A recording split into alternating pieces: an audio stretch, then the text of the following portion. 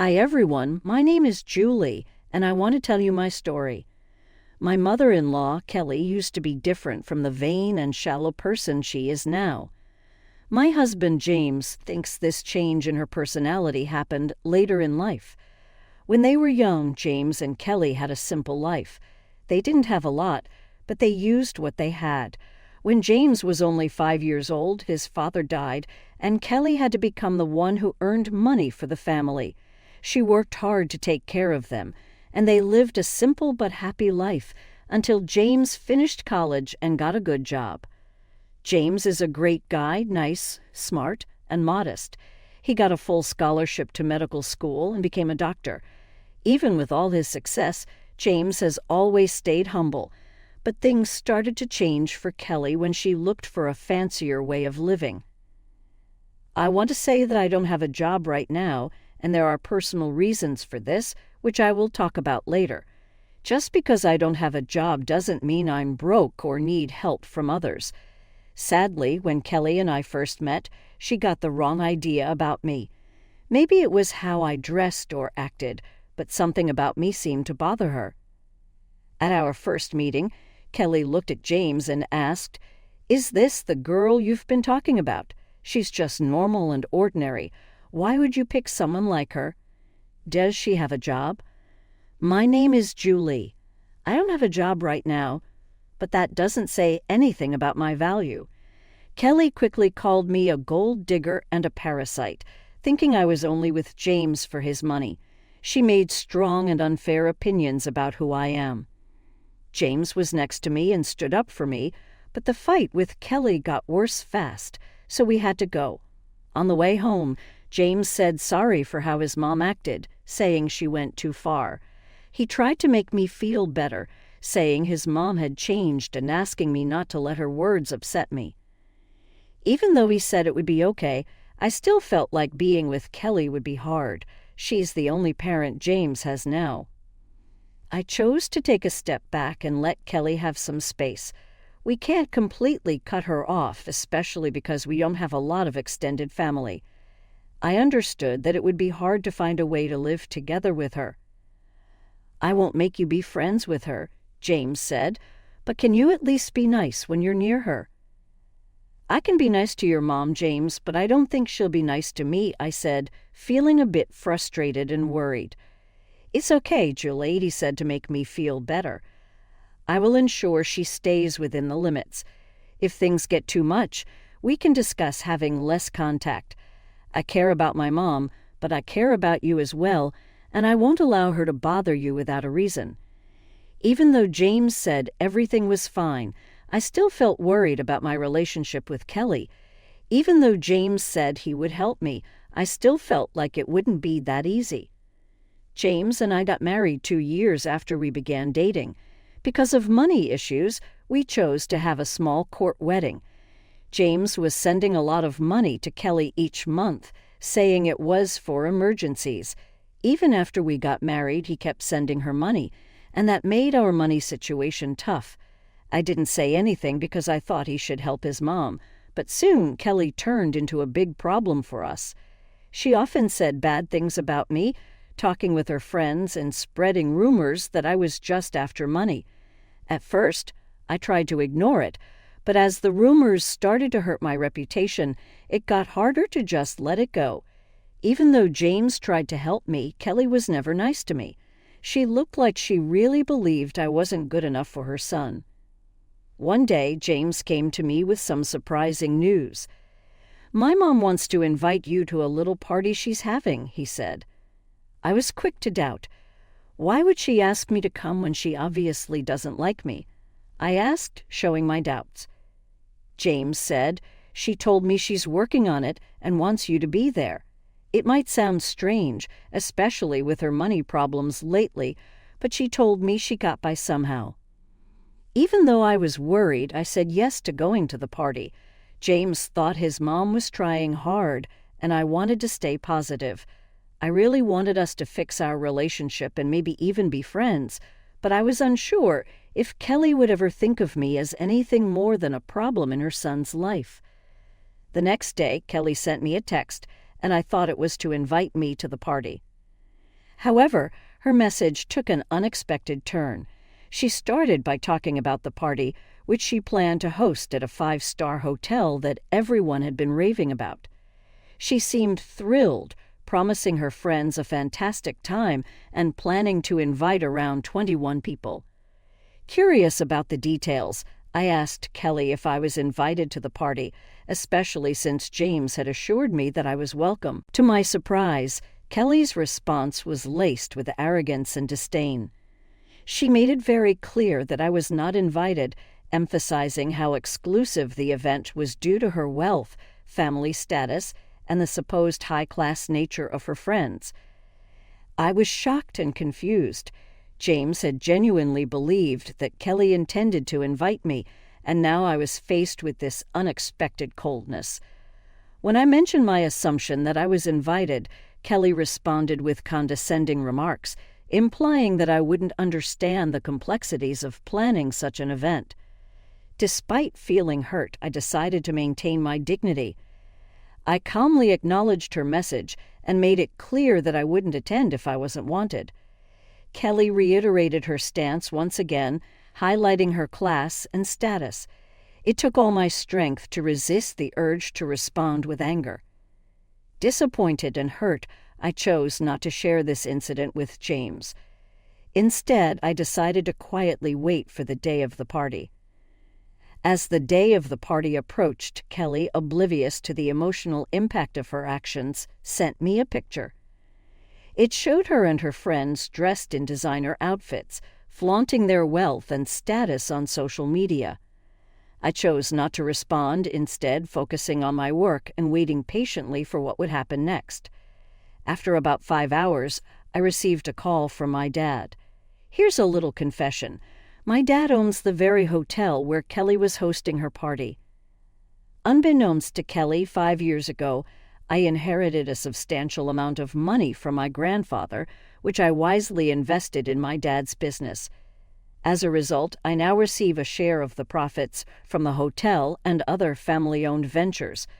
Despite coming from a well-off family, I've always preferred to keep this low-key, which is why Kelly had no idea about my background or the high cost of the 5-star hotel she had chosen for her party.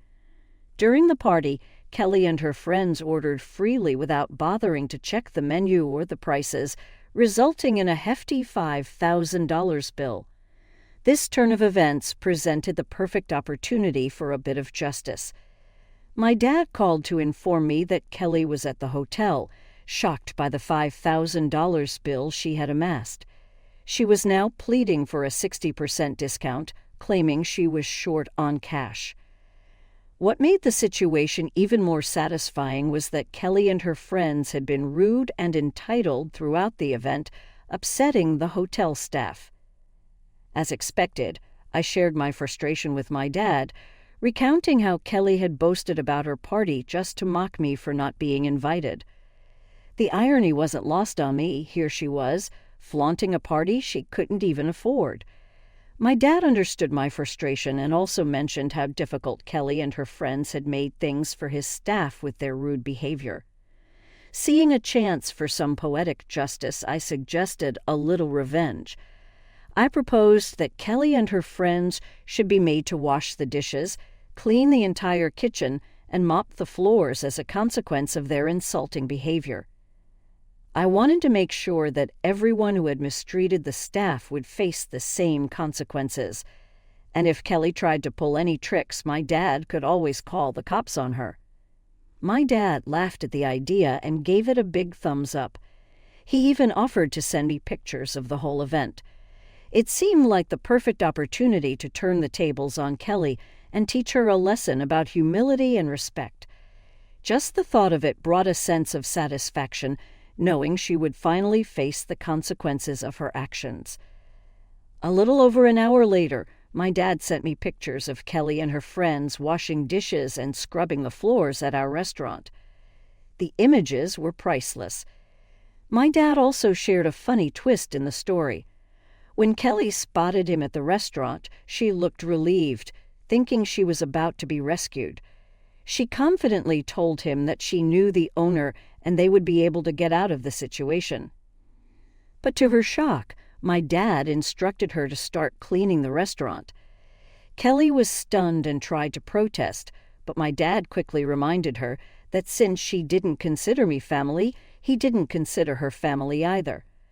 It was a hilarious turn of events, and while I wish I could have been there to see it in person, the pictures were more than enough to make my day. A little while later, James came home looking visibly upset.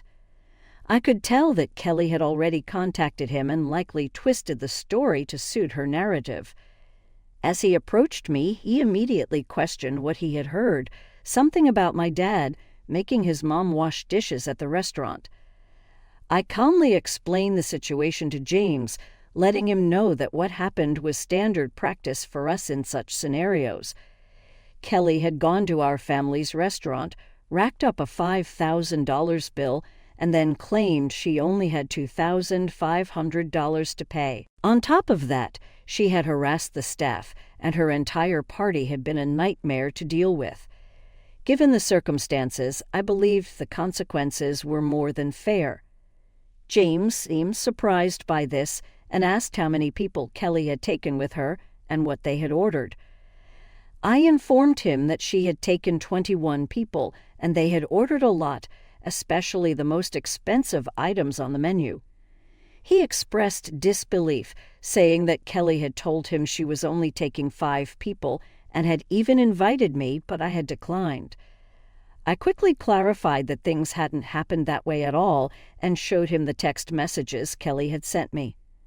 James, wanting to fully understand the situation, asked to see the bills and the texts. I handed him my phone so he could read through everything, and my dad also sent him copies of the bills to further illustrate what had gone on. I showed him pictures of the extravagant party Kelly had thrown. As James looked through the evidence, his anger grew. He immediately called Kelly to confront her, asking why she hadn't told him the full story. Kelly tried to downplay the situation, claiming she had only mentioned being short on cash, and accused me of twisting the story to sabotage her. James wasn't having any of it. He pointed out that not only had she declined my invitation, but she had also insulted me by saying I wasn't classy enough for her. Kelly attempted to brush it off as a harmless joke, but James wasn't buying it. He pressed her on why she would spend thousands of dollars on a lavish party with friends while simultaneously disrespecting his wife. Kelly was left stumbling over her words, trying to justify her actions, but James made it clear that he was disappointed and shocked by her behavior. He couldn't believe she had spent $5,000 on food and drinks while treating me with such disdain. "I made a mistake by giving you money whenever you asked for it, Mom," James said firmly. "But guess what? I'm not giving you any more money ever again." Kelly, taken aback, responded, "But James, you've been so supportive for so long. You can't just stop now. It was a one-time mistake. Why are you overreacting?" "No, Mom, I'm not overreacting," James replied, his voice steady. "This isn't a one-time mistake. If you can't even consider my wife as family, I don't want anything to do with you. I kept hoping you'd change your mind, but you never did. I'm not going to pay you just so you can insult my wife and call her classless, especially when she has sacrificed so much to support you. This ends now." With that, James ended the call and blocked Kelly's number. He turned to me with deep regret in his eyes and apologized profusely for getting angry at me without knowing the full story. I forgave him because, in the end, he stood up for me when it really mattered. We had a serious discussion about Kelly and agreed that she would no longer be a part of our lives, at least for the time being. Although James is now a wealthy man, he understands the importance of staying humble. He found Kelly's behavior completely unacceptable, especially since it was directed towards me. I wholeheartedly agreed it was unfair, and I was ready to remove her from our lives for good. In the days that followed, Kelly's desperation grew. She realized that her own actions might have permanently damaged her relationship with her son, sending her into a state of panic. She started showing up at our house, demanding to speak with James. Each time she was turned away at the door, her demands turned into pleas and eventually into outright begging. Despite having a job, Kelly's income wasn't enough to support the high-end lifestyle she had become accustomed to over the years. Now, with James cutting her off financially, she found herself struggling.